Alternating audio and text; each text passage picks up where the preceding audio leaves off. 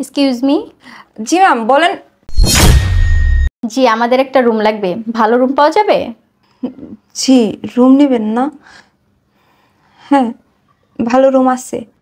এই চলো, এখানে রুম নেওয়া লাগবে না। কেন? আসলে এখানের হোটেলের সার্ভিস ভালো না। ম্যাম, আমাদের এখানকার সার্ভিস অনেক ভালো, তাছাড়া আমাদের এখানে ভালো রুমও আছে। এই চলো না। আরে থামো না, উনি তো বলতেছে এখানে ভালো রুম আছে আর ভালো সার্ভিসও আছে। তারপরও জি ম্যাম বলেন, আপনাদের কি ধরনের রুম লাগবে, এসি নাকি নন এসি? অবভিয়াসলি এসি রুমই লাগবে। এই চলো, এই হোটেলে থাকবো না। চুপ করো তো তুমি, এখানকার পরিবেশ তো খুব ভালো। দেখো, বাইরের চেয়ে ভালো হোটেল আছে, সেখানে উঠবো। আমার এইটাই ভালো লাগছে, এখানে আমরা রুম নিব। তাহলে কি ম্যাম আমরা কি দেখবো এসি রুম কোনটা খালি আছে? জি, আপনি দেখেন। এই দেখো, তোমাকে বারবার বলছি আমি হোটেলে থাকবো না। বুঝলাম না তোমার সমস্যাটা কি, তুমি এখানে আসার পর থেকে এরকম শুরু করছো কেন? আমার সমস্যা আছে, আমি হোটেলে থাকবো না। শোনো, বোঝার চেষ্টা করো, এখানকার পরিবেশ সার্ভিস সবই ভালো, তোমারও থাকলে ভালো লাগবে। জি স্যার, ম্যাম একদম ঠিক কথাই বলছে, আমাদের এখানে থাকলে অবশ্যই আপনার ভালো লাগবে। আচ্ছা ম্যাম, কিছু মনে না করলে একটা কথা জিজ্ঞেস করব? জি করো। কি হয়েছে? চুপ থাকো না। আসলে ম্যাম আপনারা কি হাজব্যান্ড ওয়াইফ? মানে আসলে আমরা গার্লফ্রেন্ড বয়ফ্রেন্ড, আমাদের 2 বছরের রিলেশন, খুব শীঘ্রই আমরা বিয়ে করব। আচ্ছা আপু, আপনি কি বিয়ে করছেন? জি হ্যাঁ, আমি বিয়ে করছি, আমি একজন ম্যারিড পারসন। ও, তাহলে তো ভালোই, আমাদের জন্য দোয়া করবেন, আমরা যেন বিয়ের পরে খুব সুখী হতে পারি। হ্যাঁ হ্যাঁ, অবশ্যই, কেন না, দোয়া করি আপনারা সুখে হন। আচ্ছা আপু, একটা কথা বলি, কিছু মনে করেন না। আপনি না বললেন আপনার হাজব্যান্ড আছে, তাহলে আপনি রিসেপশনে কাজ করেন কেন? আসলে আমার হাজব্যান্ড তো বেকার, আর আমি আমার হাজব্যান্ডকে অনেক ভালোবাসতাম, তাই আমাদের সংসারটা চালানোর জন্য আমি কাজ করি। ভালোবাসতেন মানে? এখন কি ভালোবাসেন না? ভালোবাসা আর কোথা থেকে আসবে, আমি তো ভেবেছি আজকের পরেই তাকে ডিভোর্স দিয়ে দিব। কেন?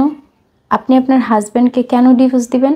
আচ্ছা ম্যাম, আপনাকে একটা কথা বলি, ধরেন আপনার হাজব্যান্ড যদি আপনাকে রেখে আপনার অগোচরে বিভিন্ন মেয়েকে নিয়ে বিভিন্ন হোটেলে যায়, আর যখন আপনি এই কথাটা জানতে পারবেন, তখন আপনি কি করবেন?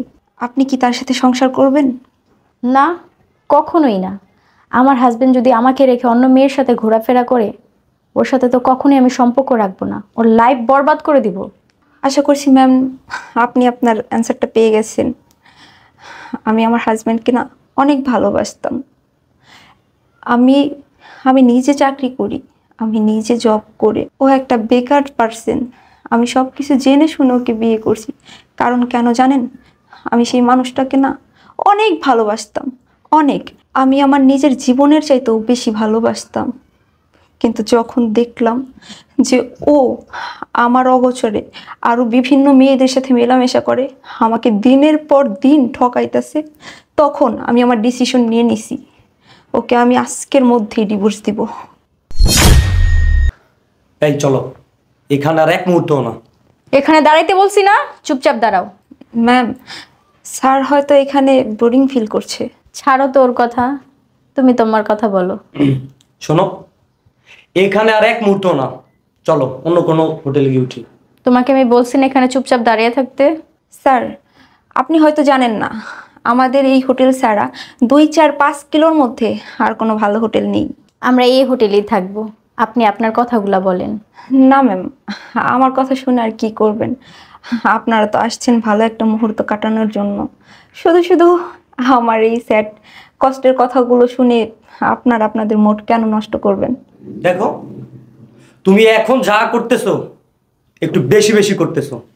এই হোটেলে আমি আর এক মুহূর্ত থাকবো না, চলো। ম্যাম, স্যার যে হয়তো চাচ্ছে না আমাদের হোটেলে থাকতে, তাহলে সমস্যা নেই, আপনারা আশেপাশে দেখতে পারেন। তুমি কি আমার সাথে থাকতে চাও না, সময় কাটাতে চাও না? যদি আমার সাথে সময় কাটাতে চাও, তাহলে আমরা এই হোটেলেই থাকবো। এই আসো, আমাদের রুমটা আর রুমের চাবিটা দেন।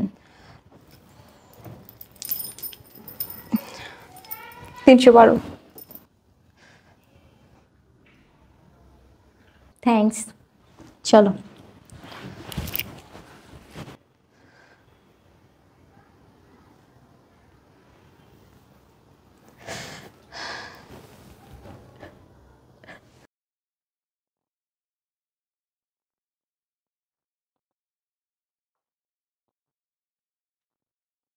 কি ব্যাপার, তুমি লাকিজ গুছিয়ে বসে আসো যে?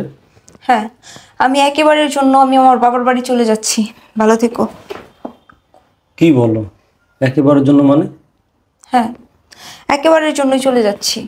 তুমি তোমার গার্লফ্রেন্ড নিয়ে আমারই হোটেলে গিয়ে তুমি রুম বুক করে সেখানে থাকো। সি, দেখো না, আমার একটা ভুল হয়েছে, তুমি আমার মাফ করে দাও। নেক্সট টাইম আর এমন ভুল হবে না, প্লিজ। হাত ছাড়ো। ভুল ভুল আসলে তুমি করনি, ভুল তো করছি আমি। কারণ তোমার মতো একটা বেকার ছেলেকে আমি বিশ্বাস করে ভালোবেসে বিয়ে করছি। তুমি বেকার, তোমার কোনো কাজকর্ম নাই বিধায় আমি নিজে কাজ করে তারপর তোমাকে খাওয়াই। আর তুমি তুমি আমার অগোচরে আমাকে দিনের পর দিন ঠকিয়ে আমাকে মিথ্যে বলে বলে তুমি অন্য মেয়েদের নিয়ে যে এইখানে সেইখানে, আজ এই হোটেল কাল ওই হোটেল, এইভাবে সময় কাটিয়ে আসো। কি অপরাধ করছিলাম আমি কি খুব বেশি দোষ করে ফেলছিলাম তোমাকে ভালোবেসে বিয়ে করে? এটাই কি আমার অপরাধ ছিল? তার জন্য তুমি এরকম শাস্তি দিলে আমাকে? কেন কেন? আমি তো তোমাকে ভালোই বাসছিলাম, আমি তো তোমার কাছে সামান্য একটু ভালোবাসাই চাইছিলাম। কেন করলাম আমার সাথে এমন? দেখো, আমি ওই মায়াটা ধোকায় বইরা আমি এই কাজটা করছি। প্লিজ তুই আমার ছেড়ে যাও না। হাত ছাড়ো আমার, খবরদার! আমার হাত তুমি টাচ করবে না। আমার সাথে কোন রকম কোনো যোগাযোগ করার তুমি চেষ্টা করবে না। আজকের পর থেকে ভুলে যাইবা যে আমি তোমার কেউ ছিলাম আর তুমি আমার কেউ ছিল কখনো। আজকের পর থেকে এই সম্পর্ক এইখানেই ক্লোজ, এইখানেই শেষ, ঠিক আছে? আমাকে আর আটকানোর চেষ্টা করবে না, কখনোই না। দেখো, আমি সত্যি বলছি, আমি তোমাকে ভালোবাসি, ওই মেয়েকে না। ভালোবাসো? তুমি আমাকে ভালোবাসো? আরে তুমি যদি আমাকে ভালোই বাসতা তাহলে কিভাবে পারলা?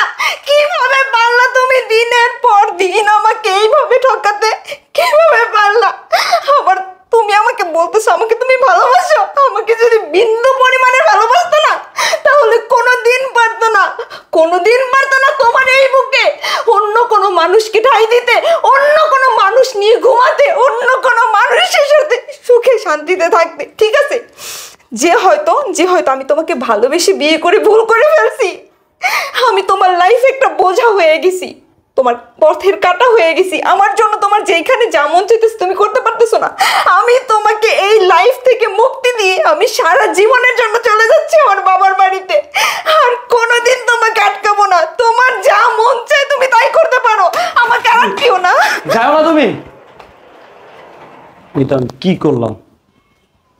সামান্য সুখের জন্য আমি একটা মেয়েকে নিয়ে রুমে গেছি। আজকে হাতে নাতে আমার ওয়াইফের কাছে আমি ধরা পড়লাম। এই সামান্য সুখের জন্য আমার সুখের সংসারটা ভেঙে গেছে। না, এটা আমি ঠিক করি নাই। যেভাবে হোক নেহাকে ফিরিয়ে আনতে হবে।